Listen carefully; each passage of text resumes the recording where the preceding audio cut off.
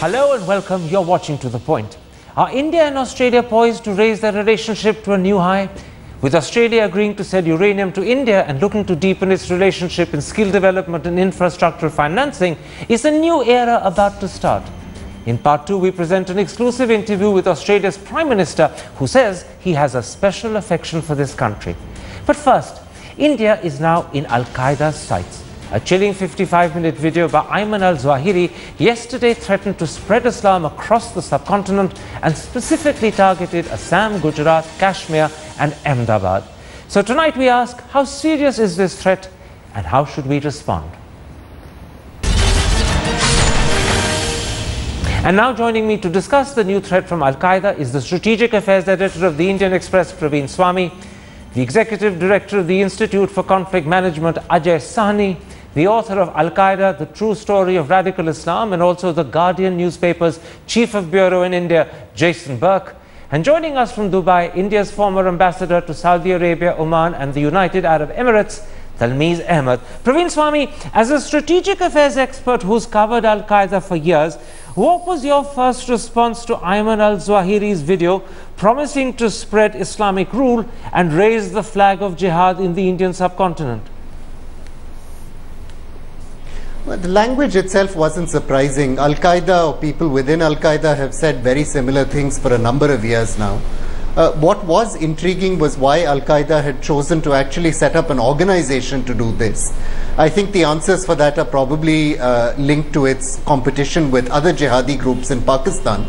And my specific concern is that it will fairly soon have to do something to demonstrate that it's serious about this promise, which opens up the possibility that in months to come there may be terrorist attacks of quite severe intensity intended to demonstrate seriousness.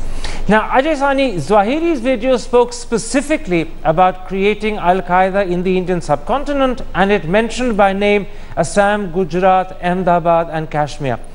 Doesn't this undeniably mean that India is now in al-Qaeda's sights, regardless of whether this is competitive jihad with ISIS or whether India is its sole purpose and target? Well, number one, there is nothing new in the language that is being used. Jammu and Kashmir and Assam were mentioned in Osama bin Laden's statement of 1996 for the first time.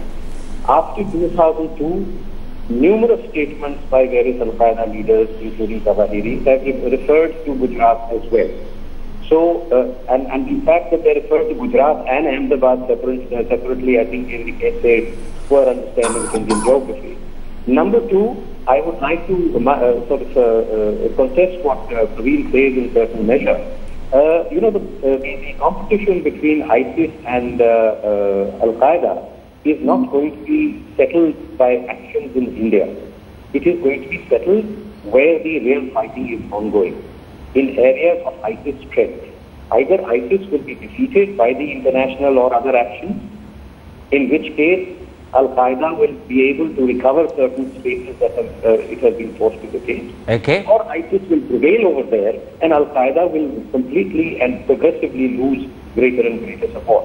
I do not think that a couple of actions in India are going to be very high on anybody's priority, or that they are going to alter the competition between ISIS and al-Qaeda. Jason Burke, you've written a book on al-Qaeda. My first two guests have said that the content of this video is not new, the targeting of India is not unique, it's happened many times in the past. But I'm going to ask you a direct question. As someone who knows al-Qaeda, how great do you sense is the threat to India?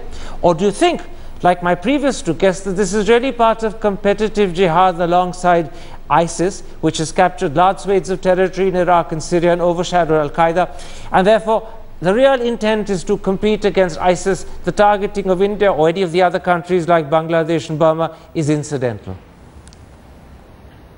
I think they're both right. I think Praveen made some very good points.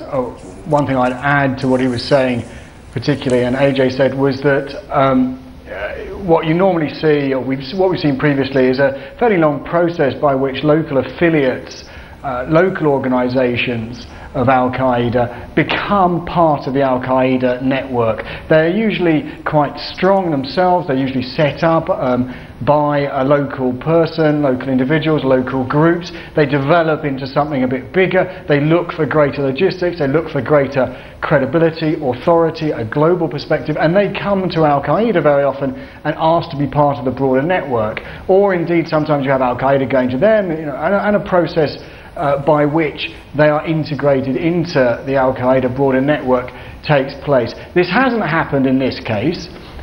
There's no extant obvious major jihadi organisation in India. There are jihadi outfits, there are small cells, there are varying sorts of organisations given varying names by security services and others, but there's nothing that resembles what there was in, say, the Yemen or in Somalia or in parts of the Middle East when groups there join the al-Qaeda network. Now that is reassuring. I think also I would see this very much as a part of al-Qaeda's pushback against the threat of new competitors. Now remember that al-Qaeda has been the market leader, if you like, of global jihad for best part of 15 years, nearly 2 decades, and want to maintain that position but are having great difficulty doing it. That video looked very dated. It looked very 1990s, it looked very last decade compared to the much slicker, much more accessible media material that's coming out of the Middle East at the moment. So I think the two elements are there. I think we're right to be relatively sanguine about the risk, to see the risk as one certainly existing. Al-Qaeda, as Praveen says, will try and do something to substantiate this claim. But I think the claim is more aspirational at the moment than real. The Al-Qaeda in India doesn't yet exist, and that I think is really important. You know, Talmiz Ahmed, we have a very interesting situation. My 3 guests up to now have been, to use Jason Burke's phrase, relatively sanguine about the risk. They point out that, in fact, there are no organizations at the moment that can, in fact, work along with al-Qaeda in India and cause any major threat to the Indian state. Do you, as a diplomat who's worked in Saudi Arabia, Oman, the UAE, do you share that sense of sanguineness, or do you think maybe we're overlooking something here? We cannot be sanguine because terror does not inspire sanguineness. India has been targeted by jihad for 25 years, and this targeting has been done by organizations based in Pakistan but very closely affiliated with the al-Qaeda. So at that level it is nothing new. But do recall that in the last 25 years Jaish-e-Mohammed and Lashkar-e-Tayyiba have also evolved. They have become transnational. They have now become very active users of social media. In that sense, they are now targeting a new generation of young Muslims. My principal concern would be at this point about young Indian Muslims who till recently have abjured jihad. They could now be seduced into this blandishment, and perhaps they could now take up arms, not necessarily against the Indian state, but possibly participate in battles in West Asia. Well, in fact, that is the question I want to come to, Praveen Swami, because you've been pointing out in your articles how Indians from Mumbai, how Indians from Tamil Nadu have already gone across, not necessarily in huge numbers, but in small but significant numbers to join ISIS.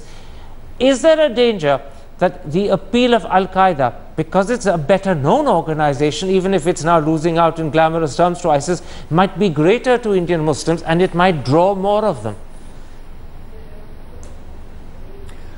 You don't actually, need to look at my articles to know this. The National Investigations Agency, in its prosecution of Muhammad Zarar Siddi Bapa, also known as Yasin Bhatkal, has actually recorded copious evidence to suggest that people within the Indian Mujahideen umbrella have been in contact with elements of al-Qaeda.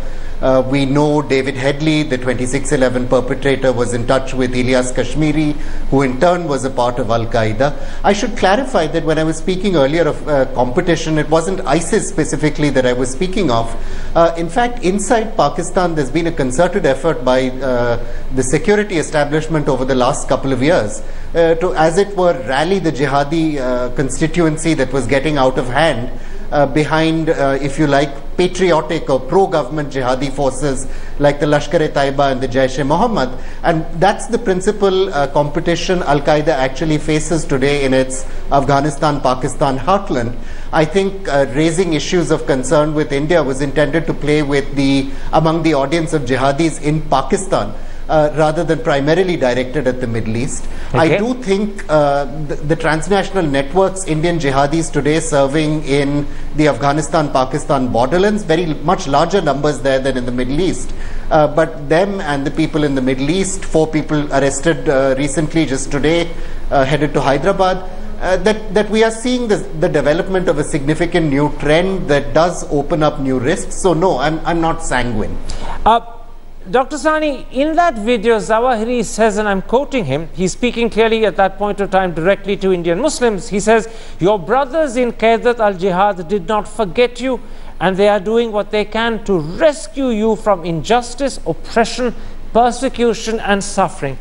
What impact will those words have on Indian Muslims in UP and Muzaffarnagar in particular, which has seen fairly violent, vicious communal strife and rioting, and where very large numbers may not be living in camps, but are certainly not able to go back to their original homes? Again, Karan, I would like to remind you that this is language that has been used again and again. And this language has not only been directed towards Indians, it mentions Myanmar, Bangladesh, and curiously Islamabad. So all these areas are targeted with the same language, that these areas have not been forgotten. Number 2, over the decades, or over I think 14 years actually, there has been 18 years, there has been this consistent rhetoric of Muslim grievance and oppression in India. I don't see droves of young Muslims going on to join Al-Qaeda, even under the very much more charismatic leadership of Osama bin Laden, at a time when the whole world was speaking only of Al-Qaeda. Even in those days, only the very extreme fringe of fringe elements actually went and joined up in the jihadi folk. I do not believe that a degraded organization like the Al-Qaeda today, under a leadership which is certainly less charismatic than Osama bin Laden, is going to suddenly catalyze a transformation in the thinking of Indian youth and get them to join up in the jihad in very large numbers. Okay. There will always be a small element, what I refer to as the fringe, which will be recruitable by one or the other ideology of violence. It could be jihad, it could be Maoism, it can be ethnic extremism of various forms. But this will remain in India and has remained in India a very, very small number. I would just like to add one more point. Very quickly. These boys who went to Syria and Iraq, even their own family members were not aware of their radicalization. So what we are seeing is individual cases of radicalization, not the radicalization of a community or even of large sections within a community. Okay. We are seeing individual radicalization over here, and this is consistent with past trends. All right. Where Pakistanis were targeting individuals, never the community, because they have never been able to touch the community. You know, Jason Burke, I've heard what you've just heard as well from Dr. Sani, but let me put something else to you to pursue that point. All of this video, the appeal, the fear that Indian Muslims could get attracted either to ISIS or Al-Qaeda is happening at a time when BJP leaders in UP are talking of what they call love jihad. They're accusing young Muslim boys of raping Hindu girls. They're targeting and pillaring the Muslim community, many would say. Will Al-Qaeda be attractive to those young Muslims who understandably resent this rhetoric from the BJP and feel alienated by it? Will Al-Qaeda offer them an alternative that they might now find attractive? Well, I don't think it helps. I mean, if you look at the process of radicalization, it's a very complicated one. It's rooted in a whole range of different factors.